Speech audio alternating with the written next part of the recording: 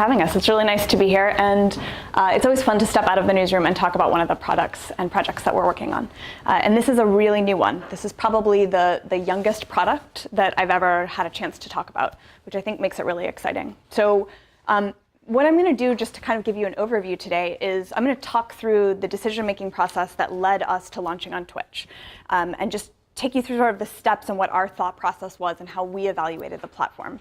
I think the biggest part of working within news today is there's no hard and fast rule. I can't tell you now that the set of criteria that I use to evaluate a platform or the way I go about launching new products is going to be the same that you would necessarily use a year or 2 years from now. But I hope that I'll give you some insight into how I think about things, and that I think is transferable no matter where you go. Cody Connors is my counterpart at Twitch. He's helped us throughout the entire onboarding process.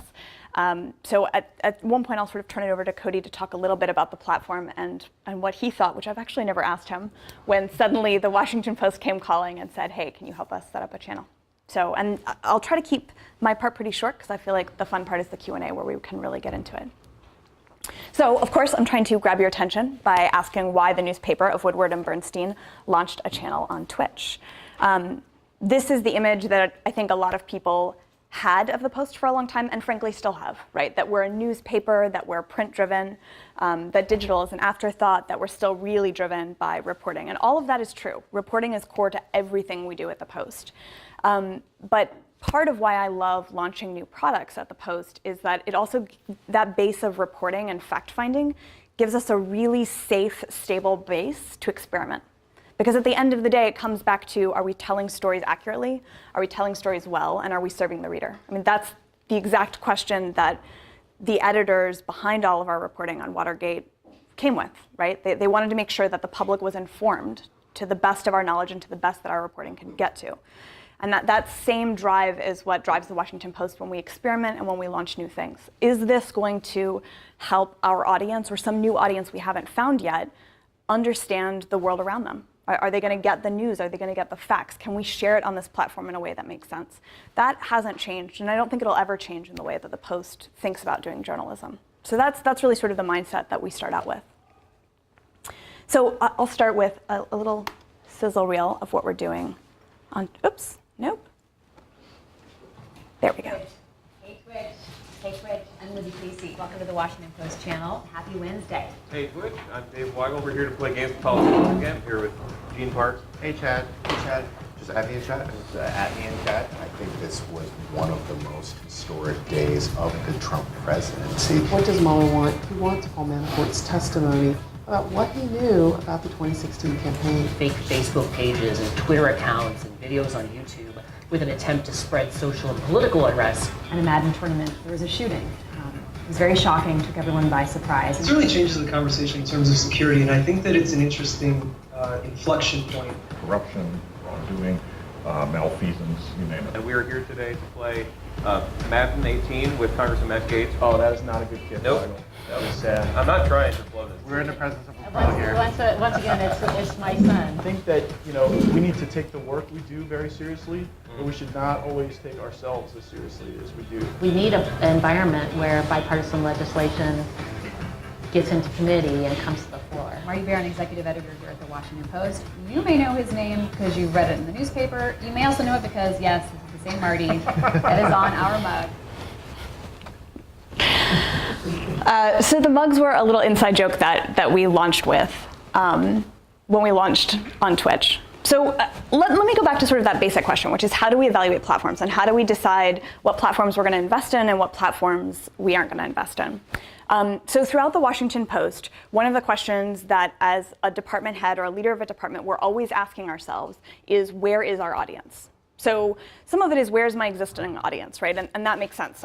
Your existing audience is on your website. It's on your apps. They're following you on Twitter. They're subscribers to your print paper, or maybe they're digital subscribers. That's sort of where your audience is. But that's the easy answer to the question. The next place to take that question is, if that's the audience I have now, where else is my audience? And so that, within the video world, I think of that in sort of two ways. So one, where is there an audience that is potentially receptive to video news storytelling, right? That's one question.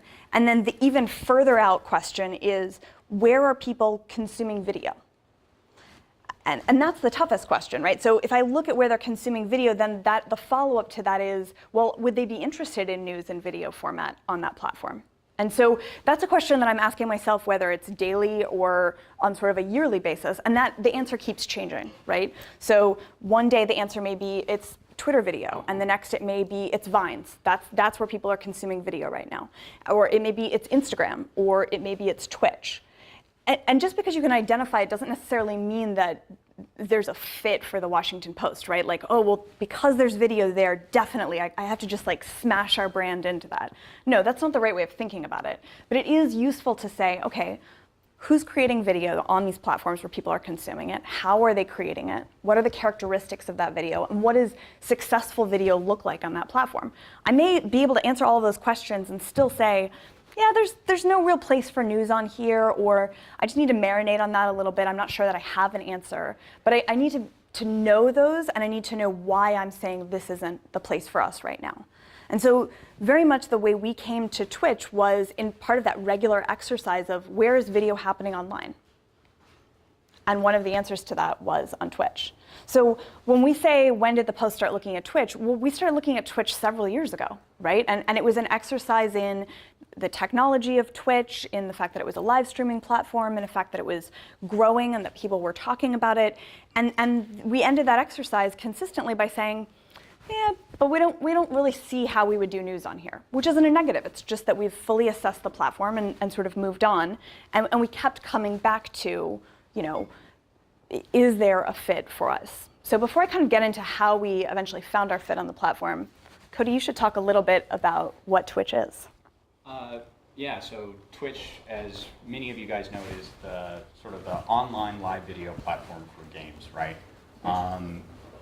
We were spun out of a sort of generalist live platform called Justin TV several years ago. We eventually shut down that brand because Twitch itself, that vertical, the vertical around gaming, was doing so well that we decided we wanted to make it a focus. But in recent years, we've decided that, you know, we do think that on the road to becoming one of the world's most successful platforms for live video game content, we actually, you know, sort of on accident made one of the most robust live streaming platforms on the planet.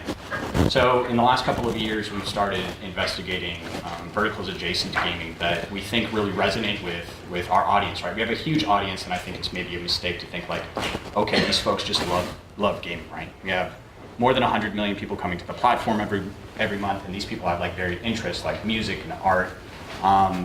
I'm a big news and political fiend, you know, like when I'm not working, I'm smashing refresh on Twitter and trying to like stay up to date with everything. So we thought that there was an opportunity to work with publications like the Washington Post, and you know, it fortunately came to fruition, and it has done really well, and it's sort of helped prove that this hunch that we had, that like content adjacent to gaming could be really meaningful and powerful on the platform. So talk through some of the stats. Like, I mean, this is a big sort of universal chart looking at who are some of the demographics that are currently playing games and how it's part of their entertainment diet. But what have you found just among sort of gaming communities on Twitch? So, I mean, one of the really interesting things to keep in mind when you think about content online is we've seen, you know, a lot of like traditional entertainment sectors like movies and television sort of have lean years the last couple of years while gaming continues to grow. So, you know, our platform has grown along with that. Our numbers have been up year over year. And again, you know, as we continued to grow, we realized that it was getting harder and harder to reach folks that we hadn't yet reached, right? I think if you're in North America or Europe and you're a gamer, like you're pretty intimately familiar with Twitch as a brand. But there's people consuming online content like all over the place that, you know, we thought also would like to watch content on Twitch. Yeah, so I mean, this is how you get to stats like this, right? Yeah. In terms of your numbers. So what does your growth look like from now to, you know, the past couple of years? So this number continues to trend up and to the right, which is always fantastic for us here in the Valley. I think what's maybe more impressive, and we'll be able to talk about this later, is that the portion of you know, each year the pie graph looks a little different, and the you know, the section that is made up by non-gaming content, that continues to grow year over year too, which is really fantastic. You have tons of daily visitors. Yeah. How much time does the average, I log into Twitch and I land on it. How long does the average person spend on Twitch each day? I think that's also one of the really unique things about Twitch that makes it compelling for folks like you is because we're a live platform and we're also like a platform with like a lot of really engaged folks.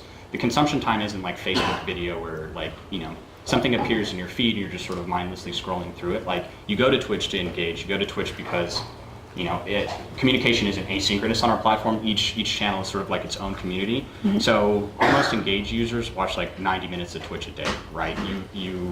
It's replacing people's Netflix time. It's replacing the time that they would have spent watching the evening news. And now that like opportunities to consume content like the Washington Post to get that content on the platform exists, we're starting to lean into it. So engagement for us is huge, and people consume a lot of content on Twitch, right? Like you don't come to Twitch and bounce once you're a Twitch user. You come to Twitch and that's where you spend your evening. I mean, and just to pause on that, for somebody coming from a news background, 90 minutes, yes, thank you to everyone who's nodding in the room. I mean, literally we were like, wait, you mean 90 seconds, right? And Cody would be like, no, like 90 minutes, that's a crazy amount of time. Let's set aside video, right? Like, let's just talk about like time spent on the Washington Post. That is an amazing amount of time, right? If I can offer something on this platform and people are gonna even spend, let's throw that number out, right? Let's assume that I don't even do as well as everything else. If I only got people for a third of that for 30 minutes, that's like inconceivable in sort of news consumption time. So that's a really interesting, that's one of those aspects of the audience on that platform that sort of made my ears perk up and think, this is something I need to keep revisiting until I can figure out whether it's the right fit for us.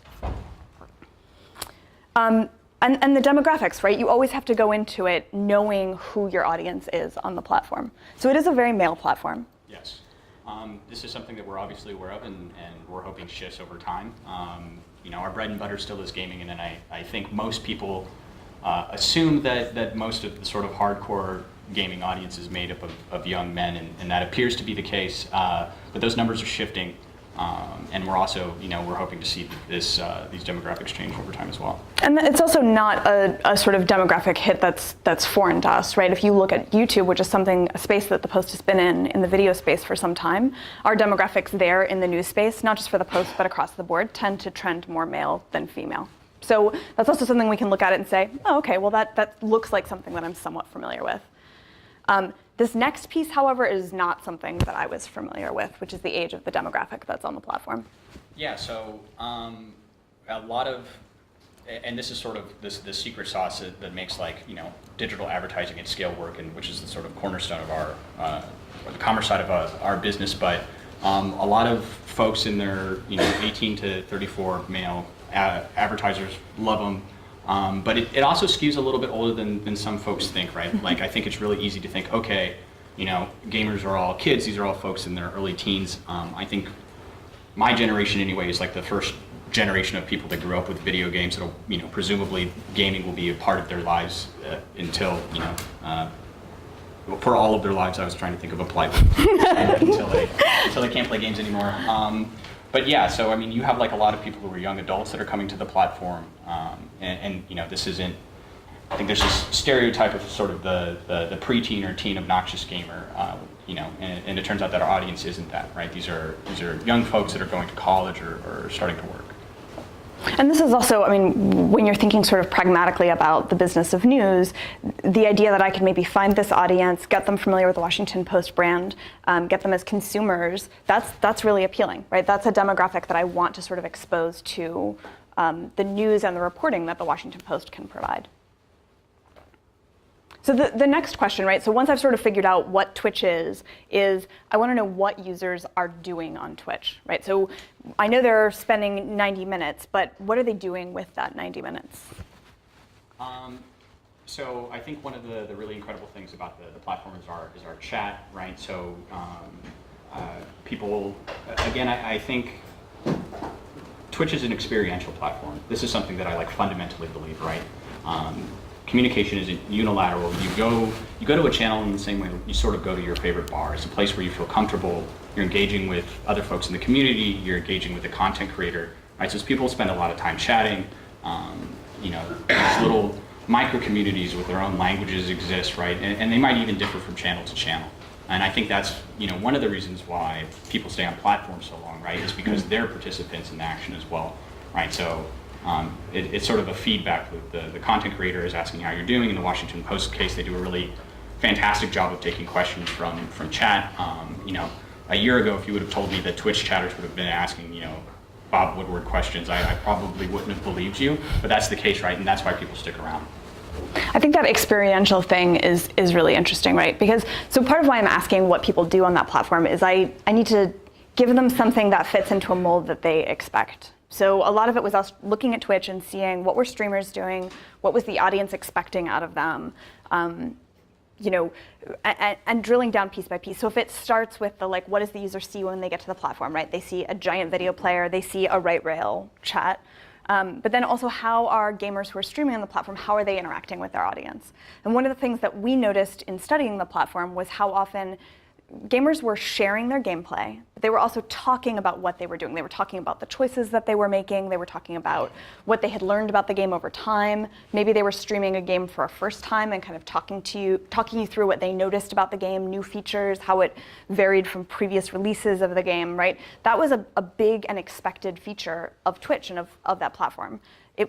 And correct me if I'm wrong on this, I don't think you and I have ever really dug into this, but it was rare that somebody was just sitting there playing a game and not sharing at all how they felt about it or what they were doing or what their strategy was. Yeah, leaning into that community engagement is absolutely sort of a foundational block for any of our successful broadcasters, whether these are the UGC folks broadcasting video games from their bedrooms or even the media or news organizations that come on, right? I think if you want to succeed on Twitch, making a carbon copy of the sort of content that you'd be creating for a YouTube or a Facebook is not going to help you succeed. And we saw that, right? We also saw some news organizations who had set up channels on Twitch and were very much, they had just sort of flipped it on Switch, right? They had connected the cables and whatever was already going out on their main site or on YouTube or what have you was suddenly appearing on Twitch. But we weren't convinced that that was the right fit for the platform. And given that there was an opportunity here, right, a new audience and a new demographic, that seemed like it would be sort of a waste of our resources to just give them what we were doing elsewhere. So again, these were all the sort of questions that were percolating within our newsroom as we were sort of studying the platform and looking at it and thinking about it. And this is the formula that we sort of arrived at. We said, okay, so what is core to Twitch? What's core to Twitch is gaming. Right? There's many other things on the platform, but at the end of the day, it's what it's known for. It's what people are most likely to share on that. So what is that thing for the Washington Post? And that thing is pretty clearly politics. That's what we're known for. We have expertise in many areas, but at the end of the day, I think everyone in the newsroom would agree that the politics is our sort of bread and butter. It's what we're known for. It's what we have to get right. It's where we put all of our resources is our insight into how Washington works, how government works around the country and across the globe. So we identified that and we looked at that and we said, okay, so if that's true, then why don't we focus in on politics and find a way to make politics video work on Twitch? And one of the things that this did is that narrowing our focus of what we were doing in some ways was really liberating, because it's actually incredibly difficult if you say, well, I'm going to host a cooking show on Twitch, and we're going to do some armchair game analysis, and you know what, my sports guys want to come on, and they want to do a replay of the game that just happened. Suddenly you've got a ton of things that you have to sort of resource and run at, and that's hard to get up and going and get launching. Defining it narrowly gave me something where I could say, okay, this is something that we can do in limited scale with existing staff so that we can experiment quickly, learn some things, and then move on. So this is an overview of kind of what we did. So I talked you through sort of the identifying the market piece. And then what we needed to do was find that product market fit, right? Which we thought we'd identified. It was politics and sharing it on that platform. And then the next step is building community. So again, we'd been talking about Twitch for several years. We'd come out, we'd met with Cody in his office. I'm sure he was charmed but a little bit puzzled as to why these Washington Post, I think that was like our third or fourth visit. I remember this opposite. Interesting. I remember courting you guys for years and years. Ah, okay, so there you go. So he's courting us, and we're sort of like, yeah, all right, yeah, we'll think about it. We'll think about it. Agree to disagree. Yeah, exactly. And then when we actually like bottled lightning and made it happen was when Mark Zuckerberg came to testify on Capitol Hill. So I was in an editorial meeting planning out our live coverage. So who was going to host, what were the guests we were going to have on, how we were going to live stream it. Great. We finished that meeting, and I turned to my boss and I was like, I think we should stream this on Twitch. And the hearings were like 4 days away. This was like, I think the hearing started, and I should have looked this up before I came in here. I think they started on Monday. And so this was like Thursday, 3 p.m., right? So we called Cody up. We got our channel up and running in 48 hours. I don't think we've ever launched so fast on a platform. He, flipped switches in the back end so we would have access to all of the tools that we needed. And we put it live. And we were live for both days of the Zuckerberg hearing. Oh, nope. Never be going to figure out how to get this guy to go. You can watch our coverage of this whole hearing without interruptions on our website at WashingtonPost.com. We'll also be on YouTube. You can catch us there. And we'd like to welcome our audience on Twitch, joining us for the first time today. So you can also catch us at Twitch. I was in the chat when this happened, and chat exploded. They were so excited that they were like, wait, you're not just on here, but you're going to recognize us? And that was key to what we wanted to do, right? Not just show up on the platform, but also say hello to the platform and say, hey, we're here for you. And we want to see what you have to say about this. And throughout this, so obviously we had Libby Casey, who is one of our live national politics editors. She hosted all of our coverage. We also made sure that we had somebody who was in the comments, the Right Rail comments, answering questions, big or small, right? Some of them were just reporting questions that we had answered in sort of previous coverage and in print articles. And some of them were questions that we could sort of answer in real time, right? What are we seeing? What hearing room is this? What is he ask? What is that senator asking about? I'm super confused, right? He doesn't seem to know what he's talking about. So we were answering those, whether on air or just, via chat. That was an ongoing part of our coverage. So Cody, what did it look like from your perspective when we decided to finally flip this channel live? So we had been sort of internally, circulating, letting all of the folks know. It's like, okay, I think we finally figured out what we want to launch with the post. We're going to do the Zuckerberg hearing. There were some trepidations internally. I mean, the post foray on the platform is us covering another big platform that, oftentimes we're rivals for the same sort of gaming content. But everyone was just genuinely excited. And I think most people understood that it was going to be a success, but to the degree that it was going to be a success, I think we greatly underestimated. I'm not sure if you plan on sharing the numbers later, but even for the most diehard sort of news junkie and fan of politics, right, a Senate hearing can be a lot to muscle through. And I think we had like 30,000 people glued to this for six hours on the first day of coverage, right? So not only was this a brand new channel, and that has to be close to the record for live concurrent viewers on day one, but it's content that is so far outside of what our presumed wheelhouse is, and it did wildly successful. And I think the platform actually sort of made that content more palatable to like the average viewer, right? If you're just you're watching C-SPAN and you're just being bombarded with this footage, again, it takes quite a bit of stomach to sit through 6 hours of that. But making jokes or pointing out when someone someone contradicted something they said earlier really brought the content to life, and it was fantastic, and the post came out of the gate swinging. So, I mean, for us, the thing that we were blown away with, a lot of launching on a platform for us is just keeping track of all analytics. We have a big belief that analytics are not negative. It's not bad to know your numbers. That just tells you how you're doing, right? And helps you adjust and understand in real time. And so when we looked at this, the thing that blew us away is that first day, we ended up with the same number of concurrent watchers on Twitch that we had on YouTube. We've been launched on YouTube since before I started at the Post.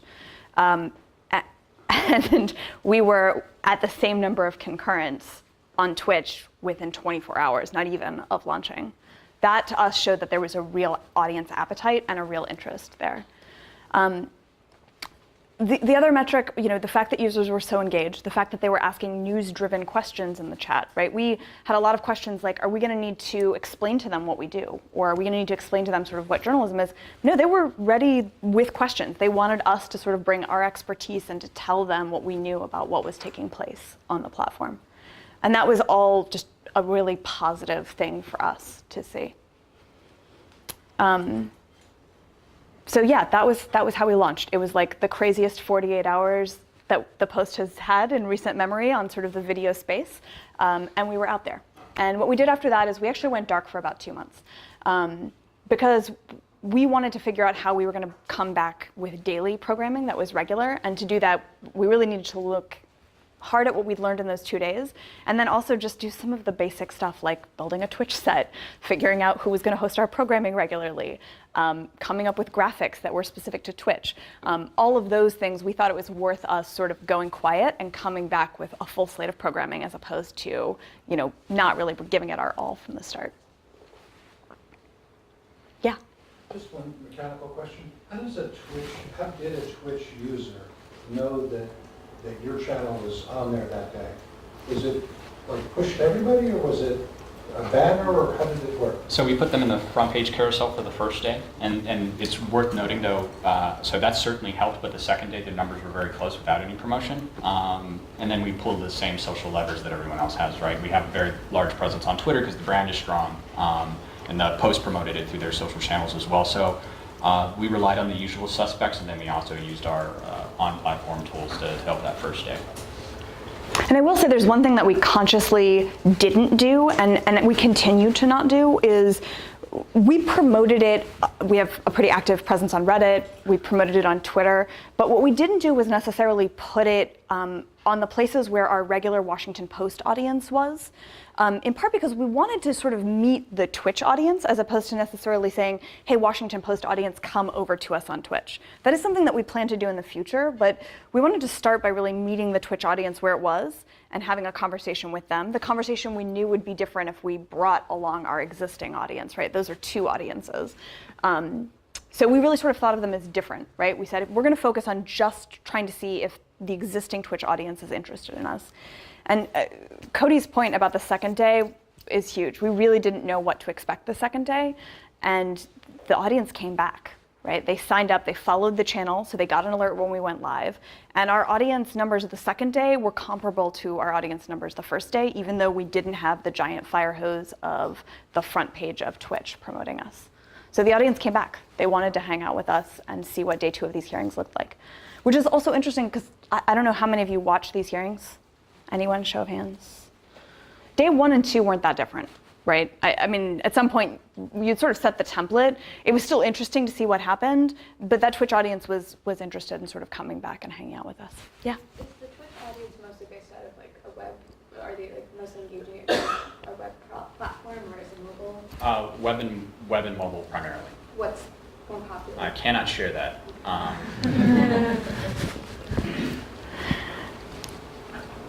Other questions? You actually mentioned the YouTube, what the success of video look like in YouTube and Twitch is very different. And you also actually put similar stuff on YouTube channel, which is existing. So what's the difference you see the content and also the target audience appetite? Yeah, hold that question because I'm going to get to it in just a second, and I'll dig into that. This was one of my favorite moments of this. So not only was it a great moment, I'll play it for you, it's just a nice sort of political soundbite, but I'll let you, I don't know if you want to set it up before or talk about it after. So one of the things that I think sort of makes this content really, really well on Twitch is that you can lean into a product we have called Clips. Like Phoebe noted earlier, you're not just watching content, like you're sharing it with your friends. Did you see this, man? This is crazy. So we have like a little product that allows you to clip the, you hit a button and the last 2 minutes of video are served to you in another window, and then you can make a little highlight reel, which is perfect for politics. And obviously when it was designed, we did not know that it was perfect for politics. So through the slugfest that was the Zuckerberg hearing, there were a lot of really remarkable moments and a lot of really remarkable clips. And I think that this one that we're gonna share. So in their first day, something was clipped from the Washington Post, and then It was shared, on Reddit. I think it was like #1 or #2 on Reddit. So in their first day, the Washington Post had this clip generated that was actually one of our top viewed clips of all time. And the other thing that's really interesting to us, we're used to it. I mean, I run a team every day that is clipping the news, right? Finding those moments, sharing them out to our audience. We didn't clip this. This was one of our viewers. They clipped it, they shared it out. We had no part at all in its wild success, which is crazy to us, right? This is still the top clip for our channel, right? And that's a really powerful statement about that audience, that not only did they want the content, but they were actually gonna find it and share it without any prompting by us. It wasn't like we were like in chat being like, please clip your favorite moments and let us know about it. And he just did it. Yeah, I got like 2 million views, I think, in 24 hours.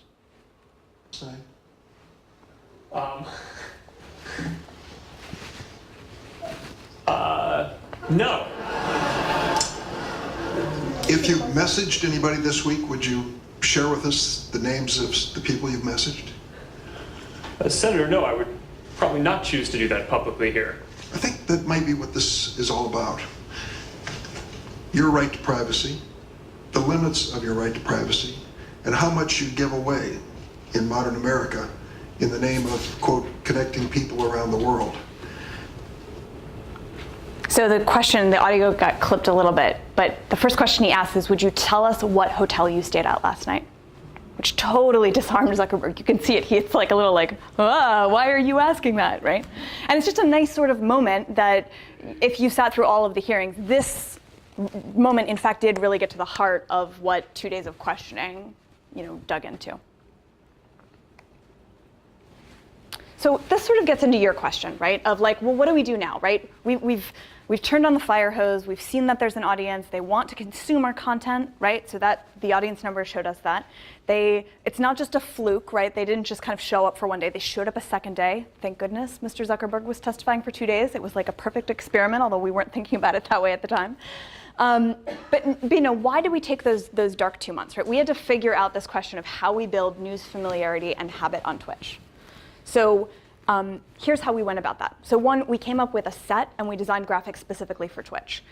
It's absolutely true that a look and a feel gets your mind set into, oh, I'm watching the post on Twitch, right? You see something and it says, oh, that's the post, right? So that's why we have standard graphics that we use across the board. So we built a custom graphic. You've seen it a couple times through here. It's actually video game cartridges, and the labels have been replaced with political campaign posters from across the decades.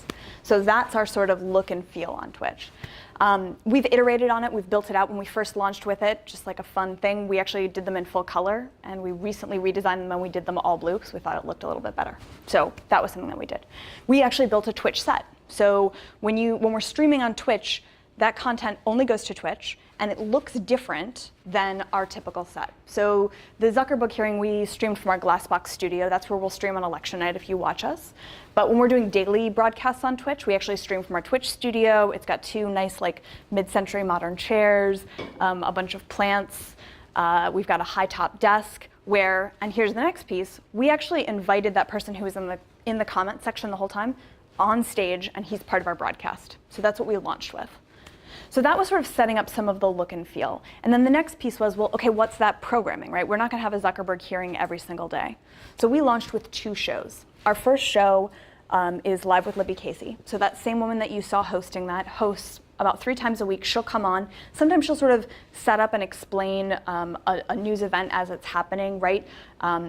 When we launched, and this was another piece of good fortune, after we had already picked a launch date, Trump announced that he would be doing the Helsinki summit with Putin. So that's the event that we launched with.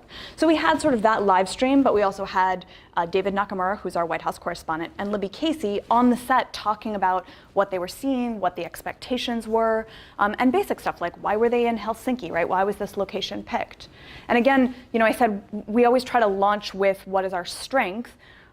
Libby obviously is a seasoned and experienced broadcaster, and we invited David Nakamura, who has been covering the White House for the Post for years, to come and join her on set. So we were leaning into our expertise and our reporting to sort of meet that audience where they were. So that's our first show. And then our second show, we wanted to sort of pull that gaming piece into it a little bit. So it's an interview show hosted by Dave Weigel, who's one of our political reporters. And we invite Washington politicians to come onto set and play video games with us while Dave interviews them. And that's the show. It's an hour long. I think that Twitch would probably stay with us for much longer. I will tell you it is impossible to get more than 45 minutes of a senator's time. We've done 3 so far, and we'll have a bunch more coming after the midterms. So we had Matt Gaetz on. He's a representative from Florida. Suzanne DelBene, she's a representative from Washington State. And then Senator Cory Booker was our most recent guest. And we've actually made news on there as well. So Senator Booker made some remarks on Khashoggi, who's a journalist who was recently killed. And it was actually a really nice moment where Dave Weigel, our reporter, and the senator sort of talked about what this meant in terms of press freedom. When Representative DelBene came on, she went really deep on sort of how Congress should be wrestling with and dealing with tech policy. Matt Gaetz addressed the fact that he invited a guest to State of the Union that he hadn't properly vetted, right? He addressed that on our show for the first time. So part of our thinking behind that show was, yes, video games, which Twitch is known for, but then let's bring our interview chops into it. Let's get people on here sort of talking about these issues. And very much trying to sort of replicate the way we suspect people actually talk about politics in the real world. You don't sit and have formal conversations in like wing-back chairs with your friends when you're talking about politics. You're going and getting a coffee, right? You're making dinner. You're in line going to the movie theater, and you're talking about sort of what you think about the news of the day. So that actually felt quite natural to us. People are like, oh, well, don't you think that's odd that they're playing a video game and talking about politics? No, because that's what people do in the real world, right? They live their lives and they talk about big, serious issues. Yeah? That seems a lot more incongruous when you're talking about, like, Khashoggi getting murdered. Do you know, we were really curious to see how that would sort of play out. It was something that, we do a pre-interview, which is pretty typical when you're sort of doing a broadcast. And the senator actually was like, I would really like to sort of address this and talk about this. It was an interesting moment. What they actually did, and this was completely unprompted, they just stopped playing the video game. They just set down their controllers and had like a natural human moment where they were talking about the subject. And then, again, sort of unprompted, I think, once they sort of reached the end of that point, they said, should we pick this up? And I think they talked for a little bit more, and then they started playing again. So, I mean, it's certainly a risk, but we also think that our audience and the people that come and join the show can know the limits. They know sort of how to be a part of that world. The gaming community talks about and deals with serious issues all the time. I mean, I'm in town because I went to TwitchCon. One of the panels that I went to was, I think, pitched by and led by somebody talking about violence within video games and how the community should deal with it and how they should talk about this issue with people who were not gamers, right? And it was a really serious, thought-provoking panel that went into a lot of depth. So I think the idea of addressing serious issues while also, doing something that's a hobby or is your vocation is not foreign to the platform at all. Yeah, I think leaning again into the fact that we think we're an experiential platform. We're sort of about shared real-time experiences. Gaming can be a respite, but it's not necessarily divorced from your real life, right? Mm-hmm. Especially for our broadcasters who are live every day, right? They want to talk about things that are meaningful to them. In this case, I'm not positive how much Pac-Man Cory Booker plays in his spare time, but it didn't feel bizarre to the platform. It didn't feel moments like that feel like they fit right at home at Twitch. Yeah. So I'll actually give you a little tease, and then I'd love to open up the floor for questions. But the other question of how we're building news familiarity and habit is we're really digging into what the platform allows us to do. So one of the functions of Twitch is something called extensions. Cody, you should define extensions. An extension is sort of our I would liken them to apps, right? So we have a development ecosystem that allows you to build things that layer either on top of the channel page or the player directly. Again, Twitch isn't really interested in you just coming and being bombarded with content. You consume. Like, we want you to be a participant in it. So we have the extensions ecosystem, so we have developers creating stuff that makes their channel or other people's channels slightly different. And we were lucky enough to have the post sort of dive in, which was not what I expected from our partnership. Again, given that you guys felt like you were shouldering like a you're taking a little bit of a leap with bringing news to the platform. But not only did they do that, they dove in and they decided to go into the deep end and develop on Twitch themselves. Yeah, and for us, I mean, that when Anne was reading my bio, I mean, I've worked in the newsroom, but I've also worked really heavily on product. I mean, there was a year that I spent at the Post where I was actually somewhat removed from day-to-day, newsroom work because I was so focused on building one of the products that we use. So that felt natural to us, that we would sort of dive in and bring our product expertise into how we did news on the platform. Again, our thinking is that we'll learn more about the audience and what they want and how they want to interact with us. So again, we went back to our core of like, what can the Post bring? How can we sort of add value to the platform? Because I think that's part of it, right? It's not just like, oh, consume my content. It's also about adding value and giving back to that community. And the thing we came up with is and actually this is kind of cool. You guys are looking at a comp. This is not actually how it looks right now. We're calling it Newsfeed, or the top stories ticker as it was called here. So it's a little extension that you can add on that'll stream our top headlines onto your channel. And we intentionally built it to be collapsible because we suspected that sometimes people would actually want to minimize it if there was a particular piece of gameplay that these headlines would cover up, but that they would be able to sort of see what was happening in the world while staying focused on the game. So again, our sort of going out proposition, which we'll learn from and see, when it's released in the next week, what users think of it. And I think actually right before we started this session, we heard that it got approved. So I think it may actually be out in the wild in the Twitch ecosystem. Is that we're hoping that somebody who might be interested in this extension would say, I'm interested in news, or I want to show the people who are coming to watch my channel that I'm interested in news. Or maybe they say, I don't want people to go away and look for news elsewhere. I want them to stay and watch my gameplay. And when I have this Newsfeed extension installed, they can get their top headlines here. And if there's something that interests them, they can click off. Another sort of piece of product development is it's all about sort of scale. So I have big dreams for this in the future, right? I would love to let channel people say, well, my interest is gaming news, or my interest is politics. So I want my news feed to only show these content areas as opposed to other content areas. So we've got a bunch of sort of future features that we want to build into it. But some of it is moving quickly, getting something out there, seeing how the audience reacts to it, and then developing it from there. Yeah? Is the decision to incorporate that made by a user and it appears on every channel they're on, or is it made by the channel and every user on that channel sees it? It's made at the channel level. Yeah. How do the economics work? Does the Post pay Twitch? Does Twitch pay the Post? Or do you share a revenue stream that derives from the shared content? Or are you thinking about that for some future date? Or maybe you won't just tell us? So the extension itself generates no revenue, but we do a revenue share akin to most live platforms, YouTube particularly, right? So the Washington Post gets a cut of all of the ad revenue that they generate. We also, so our subscriptions are a little different than YouTube. Our follows on platform are akin to YouTube subscriptions. Our subscriptions are an actual like $4.99, $9.99, or $24.99 opt-in service. So if you really like the Washington Post, you can subscribe to their channel. You get a handful of perks on channel, like little cute custom emojis and stuff, like a Hey Marty mug. And then we have like an on-platform tipping system called cheering, right? So there's ads, which most people are familiar with from digital media, and then some direct-to-broadcaster ways to support the channel. And I would just add that that's definitely something we're thinking about, but we're still in really early stages. So in terms of really like pedal to the metal, how are we going to build the economics model? I think we'll need to be streaming on the platform for a little bit longer until we sort of figure out what that looks like. But definitely something that did interest us about Twitch, which is not true of a lot of platforms, and definitely if you're reading about monetization and news video, this is true. Twitch has a very clear path to monetization.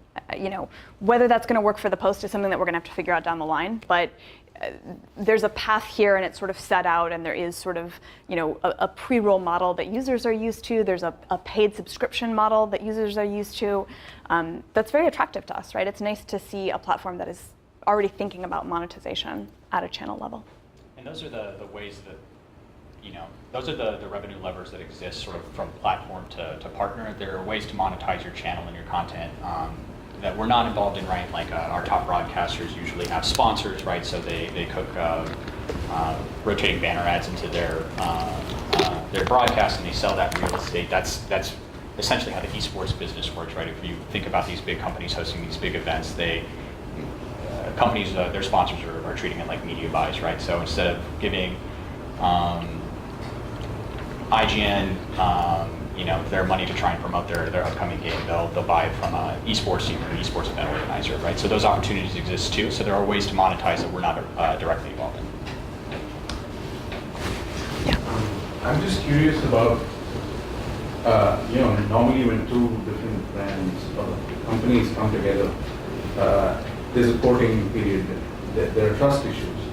I want to know if it was easy because, Washington Post is owned by Jeff Bezos and Twitch is owned by Amazon, because I would imagine if I would be working for the New York Times and I want to try to use YouTube gaming, for instance, it would not be so easy. I actually think that the Post brand carries a lot of weight with it. So, I in my experience there have not found it hard to get a meeting at YouTube, right, which is certainly not owned by Jeff Bezos. If anything, I think sometimes it becomes a liability because people assume that we're only on Twitch because of Bezos, as opposed to being interested in it because it is a tremendously interesting platform for streaming video. So I guess that's how I would think about it. But certainly it's not like, Jeff sent Cody and I like a meet cute email and, it went from there. It was relatively frictionless. Most of the friction came from, the spin-up time. Everyone's very, very busy sending emails back and forth. Hey, we think this could work. What's the timing like? I think the sort of greater Jeff Bezos family maybe made it more complicated than easy. Yeah. Just because you have to give certain visibility that I wouldn't have had that relationship not been there. So it was maybe a minor complicator, but as opposed to sort of a conduit. Yeah, and you have to really make it clear that there's no sort of favors being done back and forth, right? Because it's all being very tightly regulated and closely. So I would say definitely in some ways we have to be extra careful to. Yeah. And don't tell your friends back in the newsroom, but if I get an email from the New York Times later today, I'm taking that meeting as well. Right? Yes. I like to think we're better than the New York Times. Yeah. So, in terms of how different what you have is from cable TV news, it seems like the main differentiator is really the engagement. And this is the point you're making of the Twitch chat being core of the product. But one huge problem is this, as popularity grows phenomenon, then engagement decreases, where at some point the chat just becomes noise. Having watched several popular gaming events on Twitch, I can certainly attest, I'm sure you all know, it just becomes incomprehensible. And so I'm curious how you plan, insofar as to me that seems the unique feature of the platform, how do you plan to scale engagement such that as you get more users, on that mock, there's 71 people, which sure you can manage a channel of that size, but if there's 20,000 concurrent viewers, or if this is like Fox News who has 1 million people watching in the evening, right? Mm-hmm. How would you possibly even try to get the same level of engagement without just basically reverting back to the same modalities that TV news uses to engage their viewers? Well, one, Twitch bakes in a lot of tools that I can already start using. So for example, during the Kavanaugh hearings, which we also streamed, one of the things that we did is we briefly, during the busiest portion, turned off chat to everyone except subscribers. So basically, if you were paying and supporting our journalism, then you were free to join us in chat. And if you weren't, you could watch chat, but it wasn't something that you could directly chat into. That's a pretty extreme measure, and we're such a young channel, it's not something we do a lot. But something we do fairly often is we cut off chat for those who haven't followed us for a long period of time. So again, we're rewarding people who have been with us, who've been watching us for a while, and we're saying, you sort of get an opportunity to talk with us and to engage and to ask questions that people who are newer still just need to watch a little bit. Built into that is, by watching, they're going to learn the types of communication that we want to have with them, right? We're looking for news, we're looking for civility, we're looking for engagement. So there's also a little bit of learning that happens there. If we get to the point that neither of those things work, I think I'll be so happy with scale that, we'll also probably come back to Twitch and say what other tools are available to us to move this conversation. Yeah. Just going back to a statistic that you quoted at the beginning in terms of the gender composition of the viewers, it's very predominantly male. And, it certainly sounds like in some aspects of the Twitch universe, in terms of the gender imbalance and kind of what that's done to the community and the dynamics in the community have been pretty challenging. And I'm curious as to how you manage that on the Washington Post channel when you think about really the chat function and the comments and how that kind of plays into how you manage that. I think Cody thought that we were, lying, pulling his leg when in early days we said that Twitch chat was one of our favorite parts of it, but honestly we found it to be, frankly, exceeding my expectations. I expected it to be very challenging, but we found it to be overwhelmingly civil, focused on the news, and just great. Like, it's a great corner of the internet as far as we're concerned. In some ways better than some of our traditional comment conversation routes that the Post has engaged in. But I absolutely think that is because we invested in chat from the start, right? Yes, this is feedback I do not get frequently, by the way. Yeah. No, but like from the very start, multiple producers were in chat. We were getting rid of people who were not being civil, who were picking fights, who were saying things that just weren't appropriate on a Washington Post platform.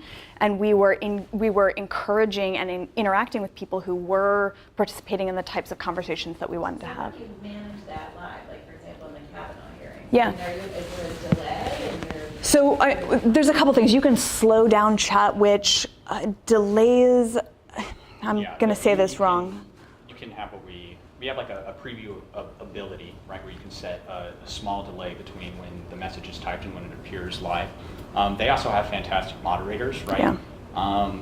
The single most effective tool, so we have a lot of product tools like auto moderation tools, which will do a lot of the heavy work for you, but probably the single most valuable thing that you can do that the Washington Post does very well is setting the tone themselves, right?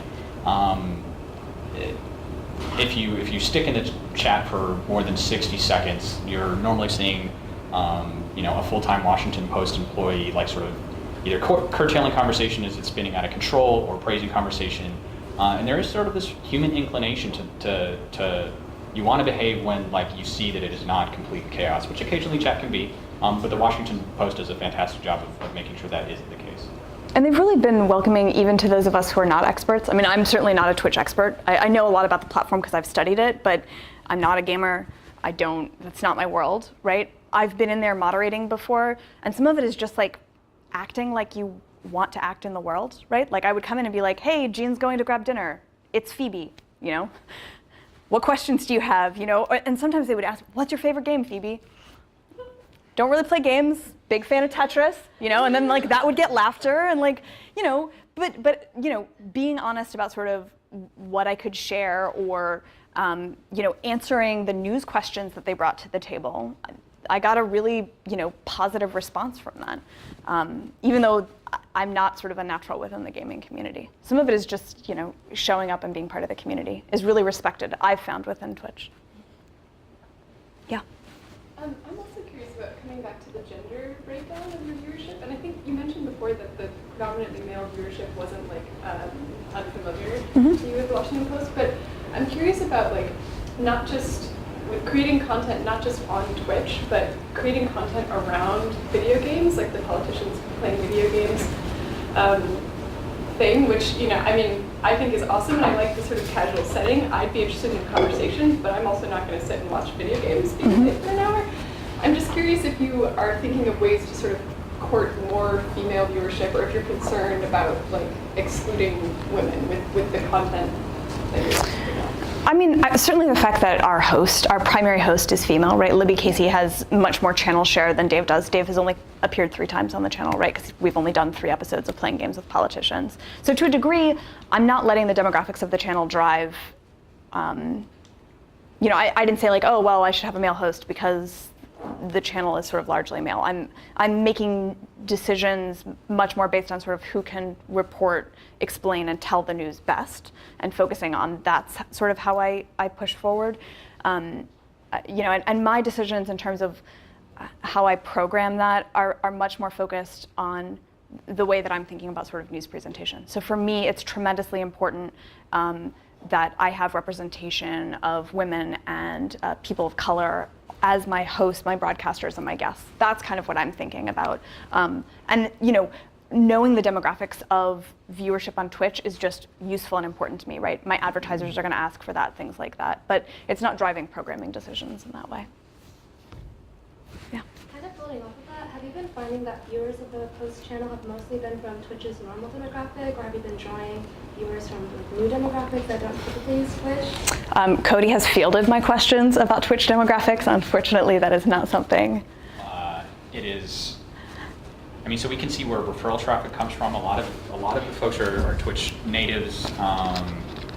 It varies from broadcast to broadcast, right? Yeah, you're getting right into the like we all want answers to that question, and a lot of it we can't necessarily talk about here. But it's a good question.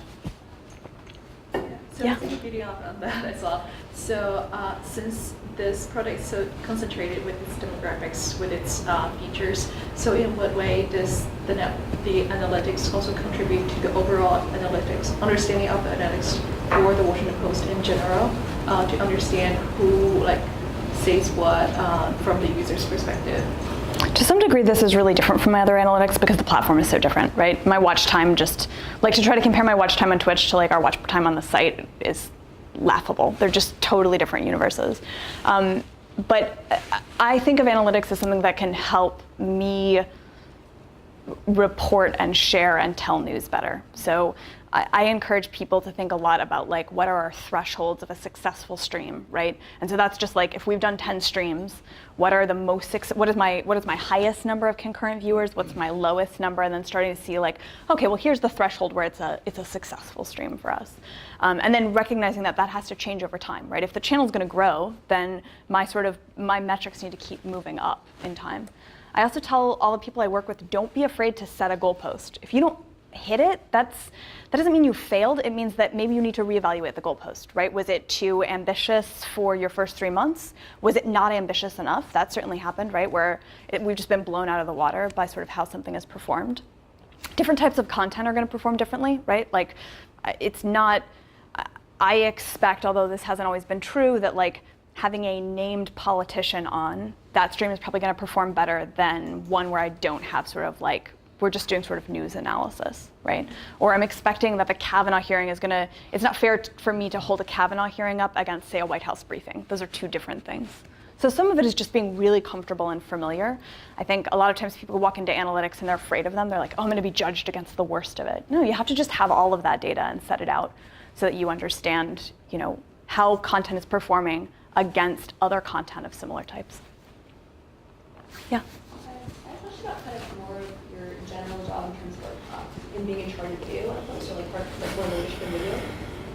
My gut instinct is that live streaming is a good route to pursue, and it's engaging and it's interesting. What's the kind of balance of live video versus other short form and long form video that you guys are producing, especially in the context of a lot of the recent controversy about Facebook video metrics and pivot to video being questionable. How does that reflect in your day-to-day? So live is actually a really small portion of what I do. That's changed a little bit with Twitch, but just in general, I'm almost never dealing with live. I'm almost always dealing with VOD, video on demand, right? And those assets and thinking about what succeeds in that space and how it succeeds, et cetera. So that's kind of a lot more of my job, and in that way, this is very foreign. And it was interesting, actually, as part of setting up the channel, the three of us who were sort of running the channel day to day had to go really deep into sort of how to do live broadcasts, right? Which was great. It was actually a lot of fun for us to sort of stretch those muscles. The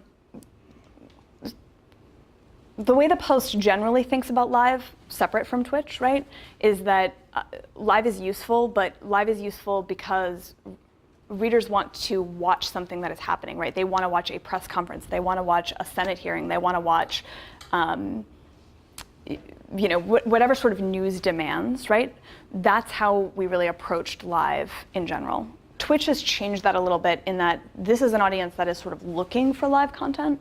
And so we've been able to sort of create and program, I think this was a month ago, we did a show on basically just what we know about the Manafort case, what was happening there. There was no news hook, nothing had broken. We were just we think that there's some audience questions that we can answer. It was a 3-hour show and it had bananas viewership, but there was no reason, there was no hook for it, right? Which on the Washington Post site would get us nothing. Nobody's just going to show up to watch our reporters tell you about what we know about the Manafort trial. On Twitch, that audience was there for that and was interested. So in that way, I think it's been pretty different for us. But like a general, like, I guess, attitude and position is that we're still focusing on video on demand. Yeah, in general, that's for most of my audience, video on demand is much more interesting to me, because I think that's how people consume on the internet, right? It's not really appointment viewing on the internet. You expect that you can go and find something when you want to watch it. I guess my question was like, a lot of controversies like that assumption is being questioned that people want to watch. I don't watch videos on the internet really, so I was kind of like interested in your position with this. Yeah. Follow up on the ownership question. You mentioned that this relationship is not because of Bezos and audiences, but how does the changing ownership, how does Bezos, or if they influence at all, the way those look at new channels, new audience, how they change the way they look at those products? Because most of the outfits are struggling with this. How to find audience, how to find new channels. Did it change the culture in the people? I don't think it changed the culture of the Post. I think, having an owner who believed in us and was willing to invest in news, I think is always going to be a positive for a newsroom, right? Knowing that you have ownership that cares, right? That it's amazing, like I think any organization, right? It feels good to know that you have that sort of backing. My time in the industry, and definitely even when I started at the Post, we were still facing rounds of layoffs. I mean, that's just journalists are incredibly tough and focus on their job, but knowing that you have looming layoffs, right, or watching as members of your newsroom are being laid off, that just makes it tough, right, I think psychologically to do your job. So I think that more than anything is the thing that it's been nice for the newsroom. But the Post already had a really strong history and investment in new technology. So the video CMS that I built when I joined the Post, all of that work was done well in advance of us ever being purchased by Bezos. So, in some ways, I guess from my perspective, it feels like it was a good fit, right? Between sort of owner and sort of an existing newsroom.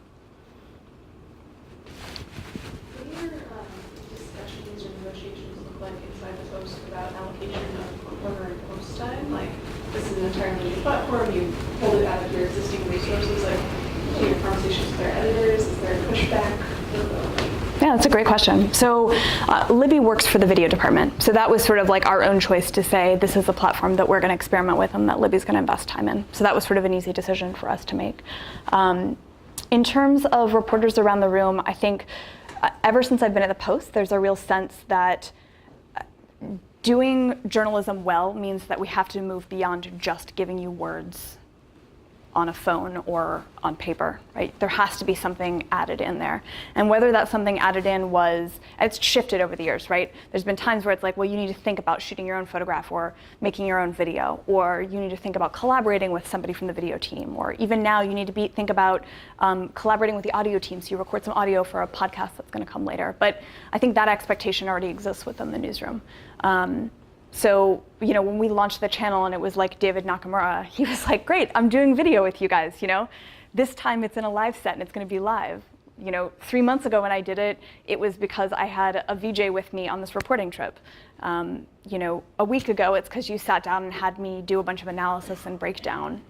That changes, but I think there's a real expectation within the Post newsroom that it's going to change. That shows that we're doing our jobs well if we keep changing sort of with the times. Yeah. So what kind of content is playing best on this channel?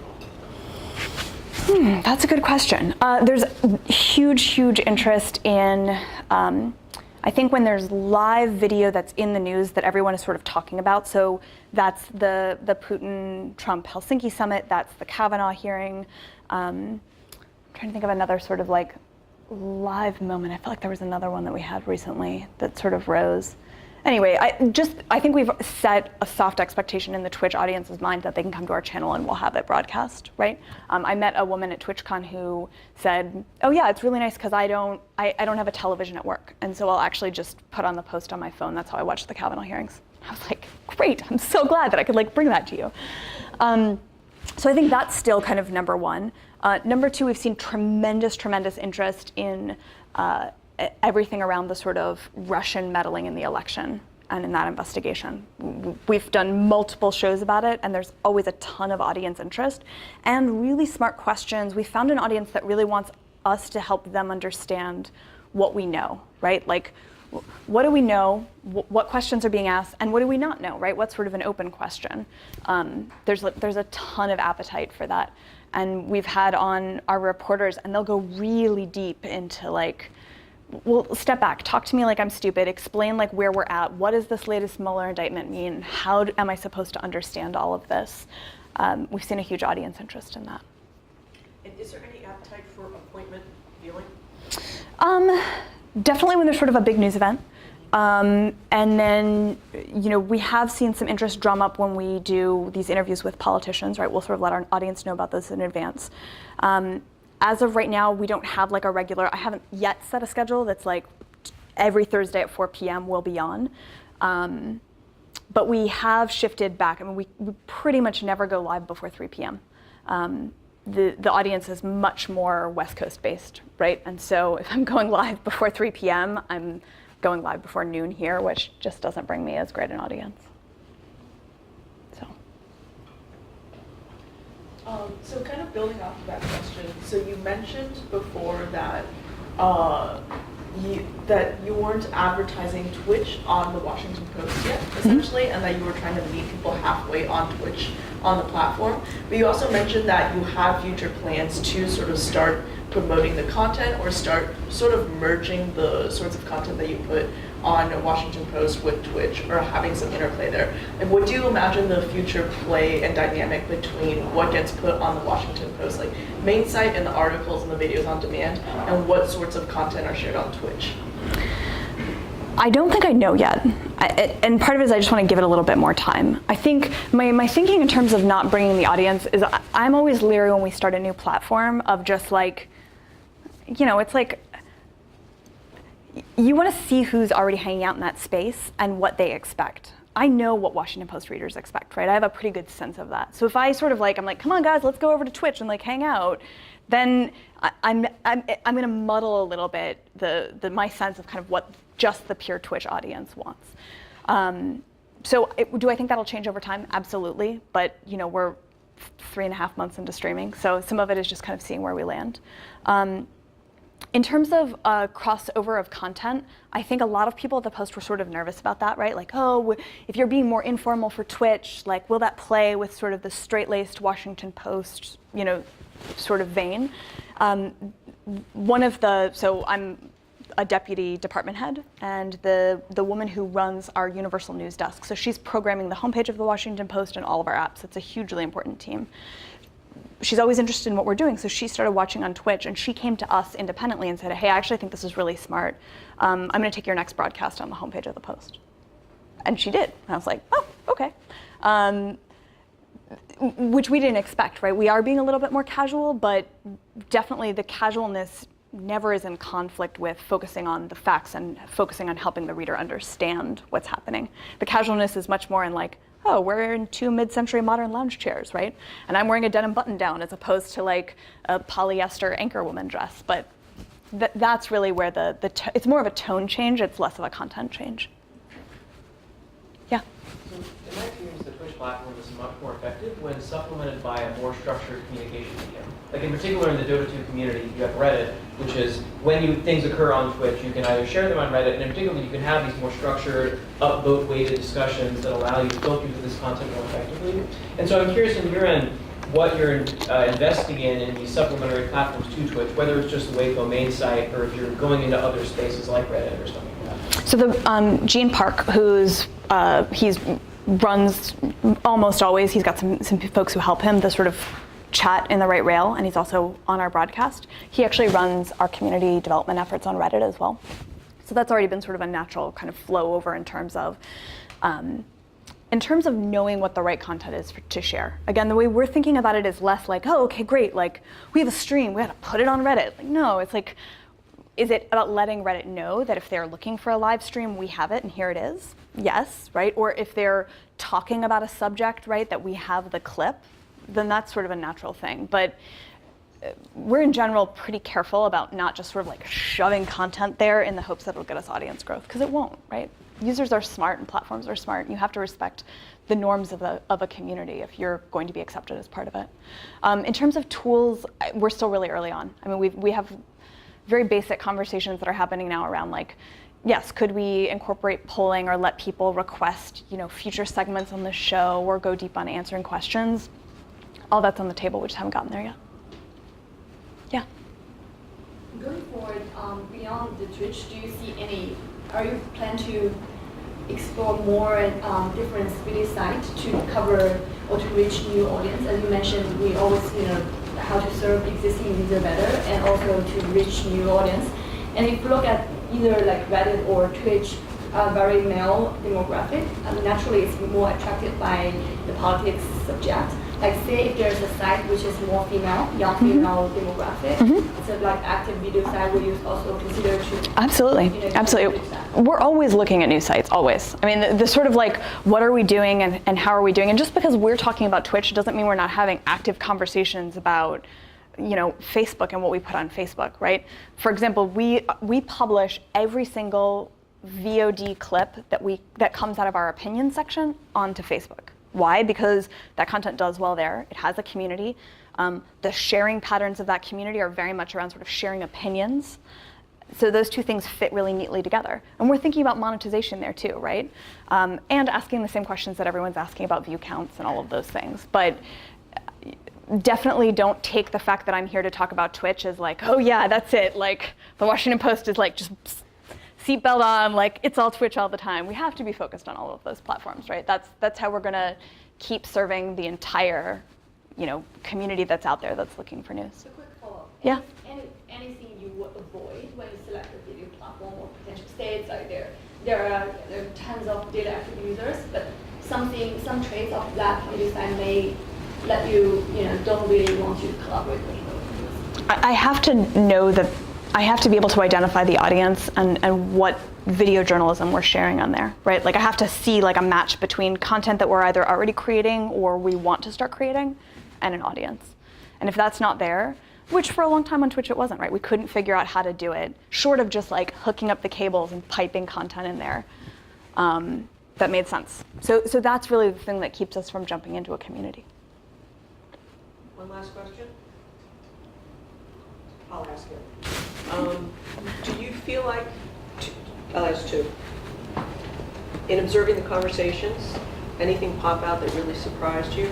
And do you feel, based on reading those conversations, that you are building an affinity for news habits among this 18 to 34-year-old demographic? So I'll dive in because I see a lot of Twitch chat. So what I think is really interesting about their chat in general is sort of the marriage of these two communities, and they sort of like weave into one another seamlessly, right? So they'll ask really savvy, smart questions, and normally Gene or sometimes Teddy from their community team is doing their damnedest to like answer these like really pointed questions very quickly in a very fast-moving chat, which is sort of remarkable. And then you'll also see, us being like a gaming website, with you type GG at the end of the esports game, it means like good game. To see 30,000 people typing something like that at the end of like a Senate intelligence hearing is sort of very bizarre and alarming. So seeing these things sort of weave into one another, it's very eye-opening because you don't know like where one stops or one ends, or if they ever stop or ended. And so it's been like very, very impressive. Like a truly unique case study that like brainiacs in the company are spending some time like trying to figure out because it is so unique. We actually held a session, which was all of the producers who work on Twitch. We sat down with Teddy and Gene and literally had like talk to me like I'm 5 about Twitch chat, just so that we could try to get ourselves up to speed. Like when somebody types this, what does it mean, right? And we had a real no holds barred, because definitely Twitch chat can go some places that are not safe for the workplace, where we were like, all right, but let's just explain it so we actually understand what people are putting in here.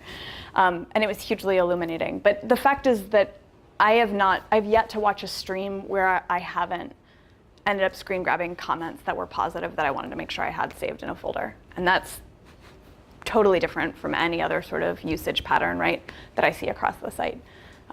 which is what I mean about the conversation being so positive, and a lot of people thanking us for bringing news to Twitch, which I didn't expect, right? Maybe thank for a good broadcast or thanks for, what have you, but no, specifically thanking us for bringing news to Twitch, and that's really positive.